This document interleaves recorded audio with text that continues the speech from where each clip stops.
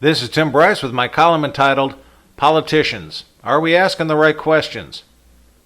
I've been making the rounds through local political meetings lately and have met a lot of candidates for the November elections. Everything from congressman to senator to county commissioner to school board representative to dog catcher. There's a lot of new faces running for office, probably because they realize the citizens are fed up with the status quo. Interestingly, I notice a lot of the new faces are not much better than the old faces. I don't care what party you're in, there's a certain level of smarminess associated with a politician running for office. Maybe it's because the candidate is trying to appease everyone. You have to smile a lot, shake a lot of hands, and be a jolly Wally. I don't take these types of politicians seriously, and I tend to wash my hands afterwards. They're just plain smarmy, if you ask me. I'm generally disappointed in the types of questions we ask candidates.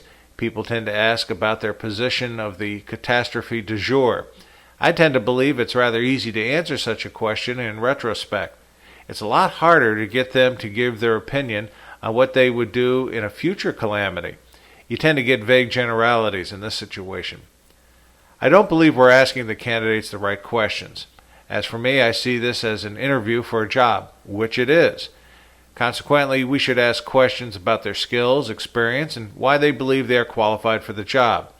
For example, here are the typical questions I like to ask politicians. What is the biggest job you've ever had? How many people have reported to you? What kind of performance reviews have you had? How do you accept criticism? What is the biggest decision you have had to make in your professional career? How did you come to your decision? What was the largest project you worked on in terms of money and people? What was your specific role in the project, and what was the outcome? Was it successful or failure? How do you prepare a feasibility study? What steps do you go through? What business skills do you possess, such as speaking, writing, negotiations, cost-benefit analysis, return on investment, and so on? Again, if this sounds like a job interview, it is. In a republic, the masses elect people to serve office and in the process make their own decisions. Although they should listen to their constituents, they are not bound to follow popular opinion, which would be a pure democracy. I therefore want to know if the candidate knows how to make a rational decision and has the proper character for the job.